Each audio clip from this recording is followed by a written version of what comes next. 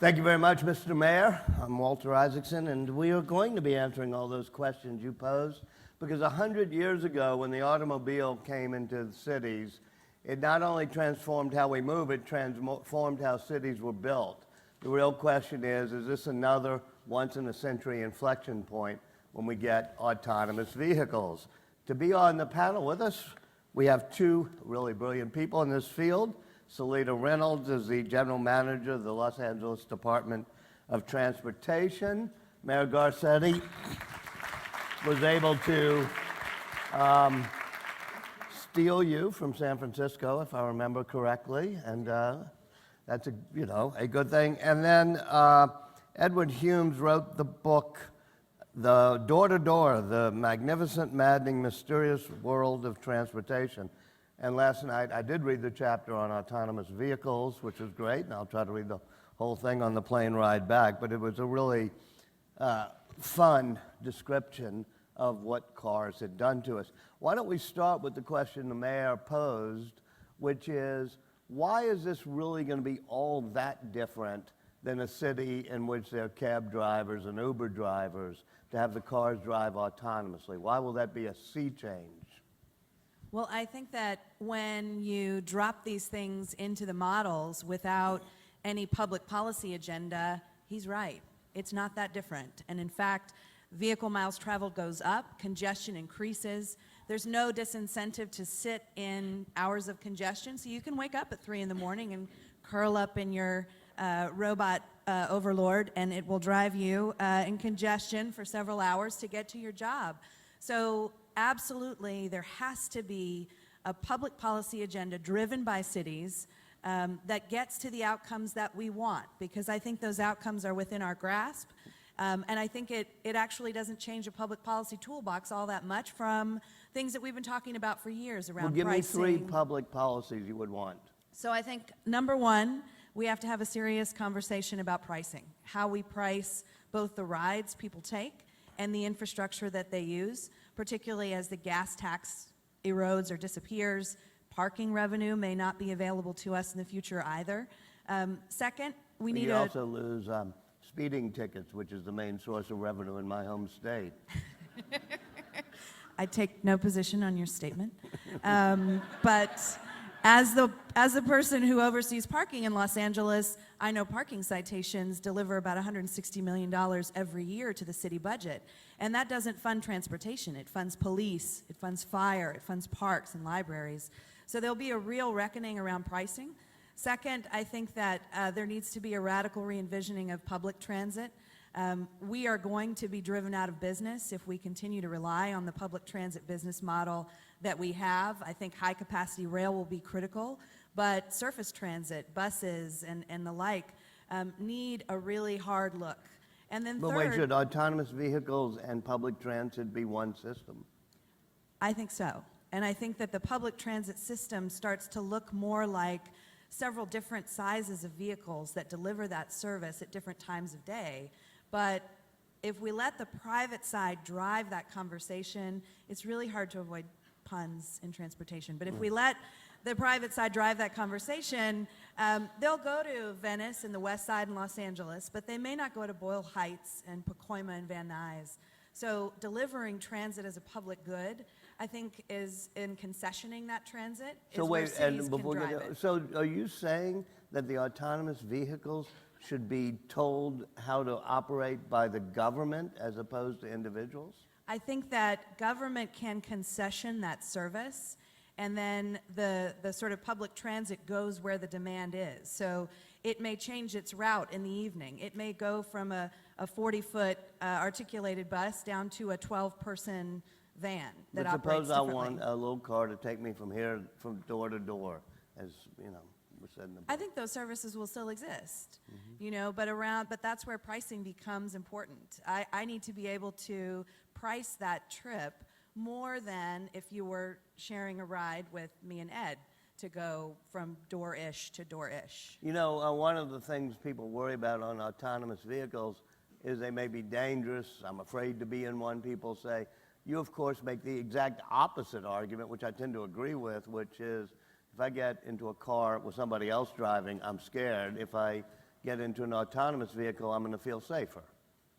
Oh, yeah, well, the worst design, flawed part of any car today is the human behind the wheel, but we can't actually recall human drivers. But in a sense, if driverless technology becomes ubiquitous, that is the recall of this great flaw in our transportation system. But getting to the point where driverless technology is ubiquitous is like fraught with obstacles, potential dangers. We already see this phenomenon that the Google car has experienced of being bullied by human drivers, because if somebody cuts it off, it'll, instead of speeding up like a human driver would do, it'll stop. It'll give way. And so unless we... But Google's algorithm could change that. Well, they could make but their cars more rude. I mean, that's one solution, but the one that would actually give us the potential for success is to avoid what happened to streetcars.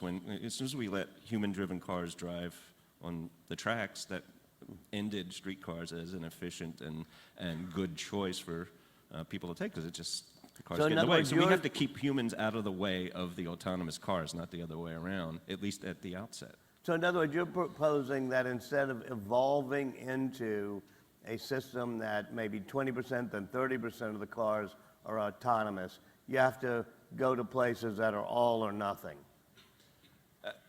Well, all the benefits accrue when you have the driverless technology done. That's when you don't have to park anymore. You don't need to own your car anymore. Car ownership really doesn't make sense when you can have a purpose-built vehicle for the trip you want to take. And, it's like buying minutes for your phone or something. You'll get time in whatever type of vehicle you need.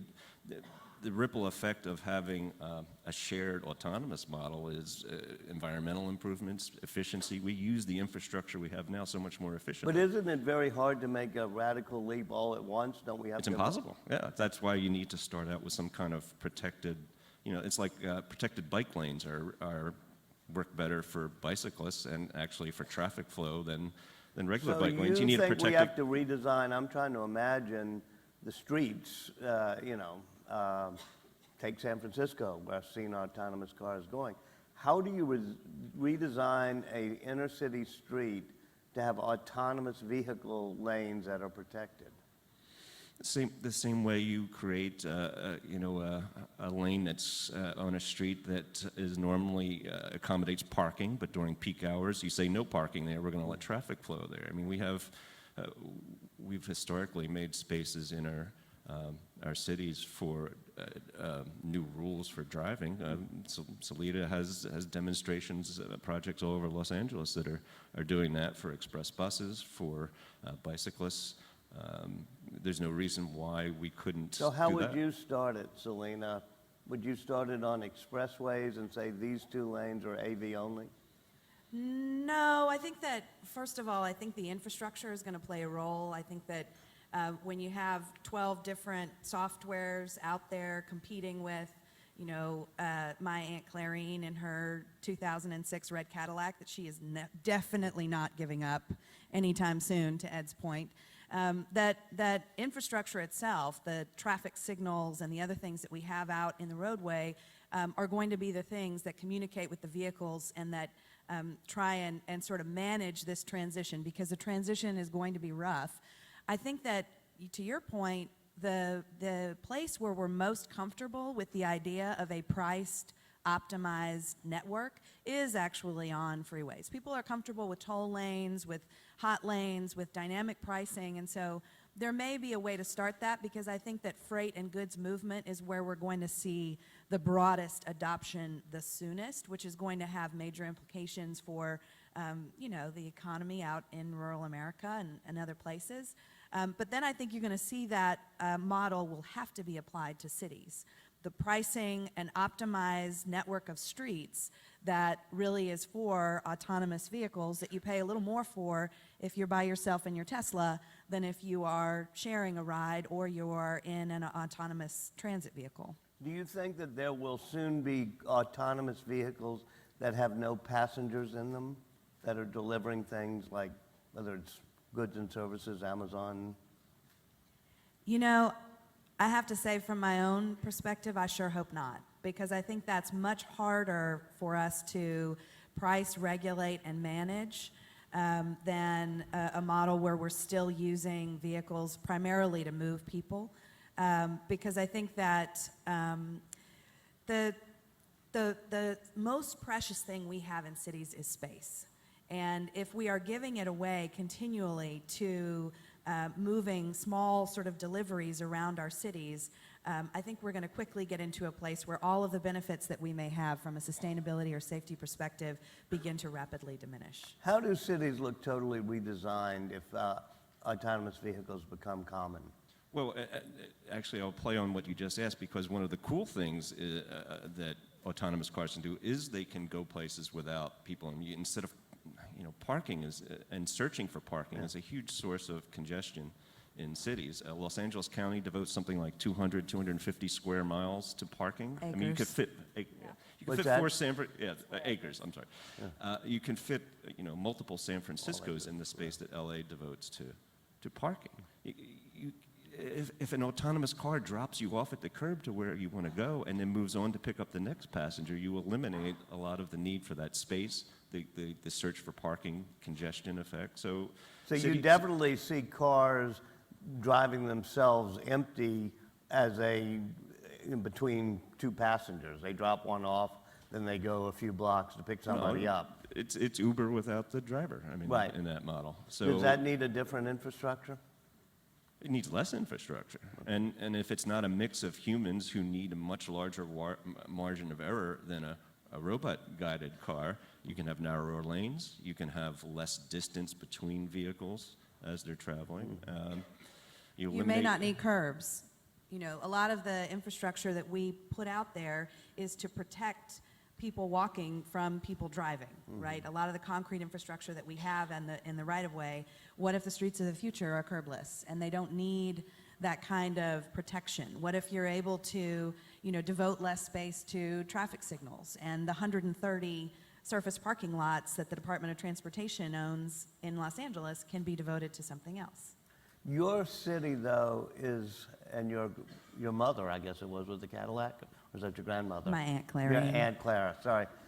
It's probably more associated with cars as part of the culture than any other city.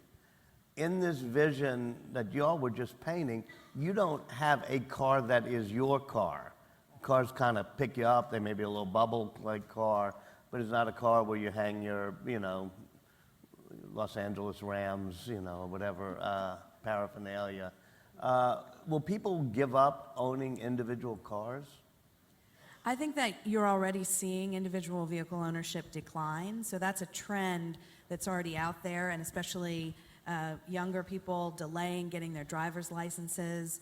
When you give them a choice between a smartphone and a car, they pick the smartphone. They consider, driving a distraction to texting. People are less and less interested in driving, even in Los Angeles. It's not a place where driving is a joy anymore. It's a drag, and it's something very personal that you design your life around. So I think that that model is changing in cities. But my Aunt Clarine, to use the example, actually lives in Mississippi. She's an Ole Miss Rebel fan, just to be real clear. And her model of driving long distances with really no congestion, that's where I think we're going to see it maybe slower to change. I do want to send her my sympathies. LSU has a really good team, but they shouldn't have beaten them that badly this weekend. Thanks, Walter. All right. Roll Tide. I heard that. Hotty toddy. How do you do tailgate parties at Ole Miss football games with autonomous vehicles? That is such a legitimate question. Yeah, okay, Such a legitimate question. We're doomed, you're right. So how do you avoid the 50-50 problem that we get into a city like Pittsburgh in a year or two in which 50% is autonomous and 50% ain't? Isn't that the worst of all worlds? It is, well, and it's with the technology itself, that's the worst of both worlds too. If you have some autonomy, but you expect humans to take over in an emergency, witnessed the fatality in the Tesla car. I mean, that's really a bad model. And the same goes for the landscape. If you have 50% human drivers and no protection for the law-abiding robot. I mean, the Google car gets rear-ended all the time because it's the only car on the street following the speed limit. You know, those are the kinds of accidents we're seeing mostly. And unless we plan now for that 50-50 moment, I don't think it's just a couple years away. I think it's, you know, a decade or more away before we would get even close to that. But we have to figure out how to do that now, and cities can be the laboratory for testing out this kind